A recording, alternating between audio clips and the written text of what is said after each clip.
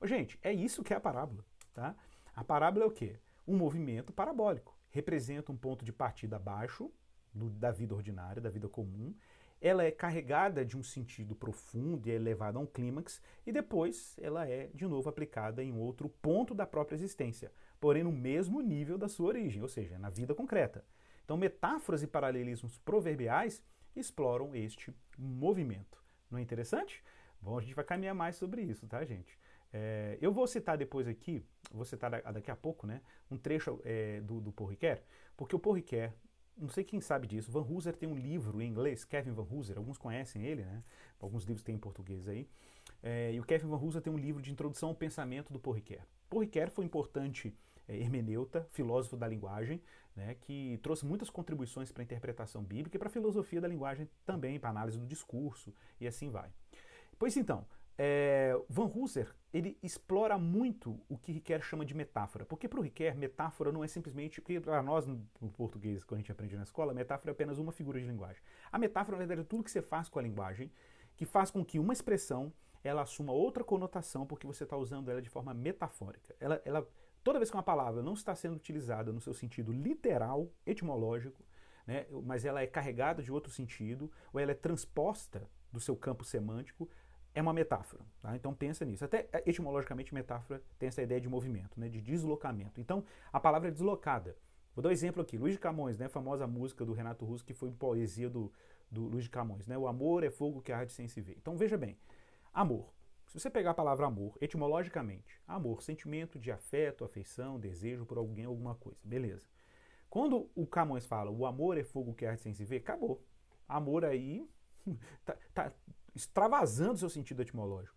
Né? Porque ele está aproximando amor da imagem do fogo, né? Da ardência do fogo e da invisibilidade, nesse caso.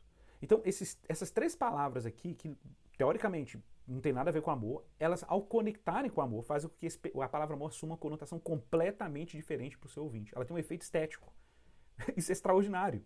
Isso é extraordinário porque isso é um recurso linguístico muito sofisticado. E observe, quando nós falamos de machal, provérbios está usando esse tipo de padrão comparativo, analógico, para expandir a experiência do real entre os seus aprendizes. Então vou citar aqui esse trecho das minhas anotações aqui do meu paper para você ver que interessante isso. Olha aí. Paul Ricoeur, que dedicou grande parte de seu trabalho ao tema da metáfora, a define como um recurso de linguagem, olha aí, que permite que uma palavra seja deslocada, no sentido literal do termo metáfora, né, do seu sentido estrito, e assim o extravasa. Este movimento metafórico, típico de analogias, expande a experiência do real, permitindo generalizações cognitivas e imaginativas. Desta forma, abre aspas, Van Hooser, a metáfora aparece como um instrumento cognitivo único para explorar o real. Gente, olha esse final da frase aqui, que coisa mais sensacional, né? A metáfora, olha, eu vou voltar aqui, opa. A metáfora aparece como um instrumento cognitivo único para explorar o real. Claro, porque agora você não tem como simplesmente tratar as palavras estanques, relacionadas às coisas concretas. Você pode transcender, fazer com que as palavras transcendam seus contextos concretos, né? Seus contextos empíricos. E isso que faz com que a relação do sujeito com o mundo seja expandida, porque a gente se relaciona com o mundo mediado por palavras, por discurso, por imaginação. Né? Então, a partir do momento que eu atribuo à palavra, ok, um sentido estrito, ou eu tenho uma relação estrita com o mundo, a partir do momento que eu atribuo à palavra, aos objetos, as relações que eu tenho com a vida, né, metáforas e comparações, né, a tendência é que isso se expanda, né, para além dos momentos concretos da nossa experiência aí ordinária. Vou citar aqui agora alguns provérbios para ilustrar para você como que Provérbios usa esse recurso amplamente. Tá? Gente, isso aqui é muito legal. Olha aí que bacana. Tá? Deixa eu botar minha carinha aqui para te acompanhar na lista. Deixa eu ver se consigo, né? Ih, não, tá tampando. Vamos lá então. Se buscares a sabedoria como a prata, que interessante. Ó, olha o como aí, atenção. Olha a ideia de metáfora. Então, como que você deve buscar a sabedoria? Como prata. E como que você busca a prata? Com vontade de achar um tesouro. Como tesouros escondidos a procurares, então entenderás o temor do Senhor e acharás o conhecimento de Deus. Fantástico, né? Então, olha como é que o sábio quer conduzir o seu aprendiz usando a imaginação. Ele seduz, para o bom sentido, né?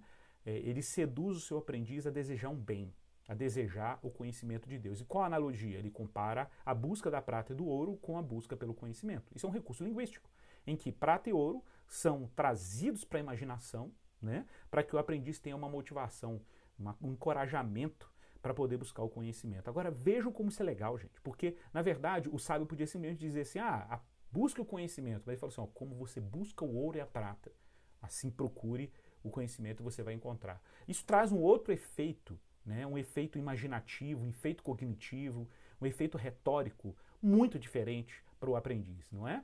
A próxima, a vereda dos justos é como a luz da aurora que vai brilhando mais e mais até ser dia perfeito. Olha a comparação aí do caminho dos justos, que é um caminho que vai se iluminando, né? E aí ele compara com a luz da aurora, né? O sol vai nascendo, vai iluminando até ser dia perfeito, assim é a vereda dos justos. Na medida que ele caminha em direção à luz, mais e mais nitidez ele vai vendo na vida. Uma metáfora. Maravilhoso, porque o camarada vai pensar na hora, no nascer do sol, como aquele processo acontece, e aquilo faz ele se lembrar da vereda dos justos, né? Vocês estão percebendo que estética em Provérbios não é utilizado meramente como recurso de apreciação de beleza. Estética e poesia em Provérbios é utilizado como recurso pedagógico, porque a imaginação é palco do experimento educacional de Provérbios. Isso para mim, gente, é fora de série. O caminho dos perversos é como a escuridão. Nem sabem eles em que tropeçam, né? Aí ele compara o inverso aí do capítulo, do verso 18 ao verso 19, a comparação entre os dois, inclusive, tem um paralelismo aí, é um verso seguinte do outro, né?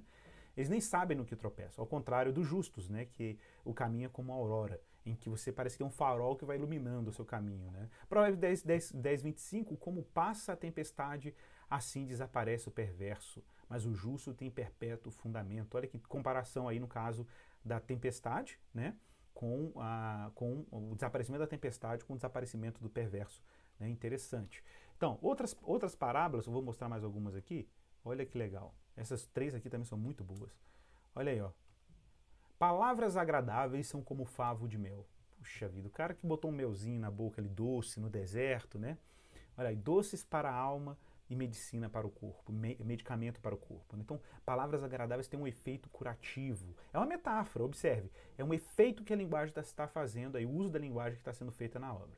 Como águas profundas são os propósitos do coração do homem, mas o homem de inteligência sabe descobri-los. Como água fria para o sedento, tais são as boas notícias vindas de uma terra distante. Então, Provérbios, gente, é carregado disso.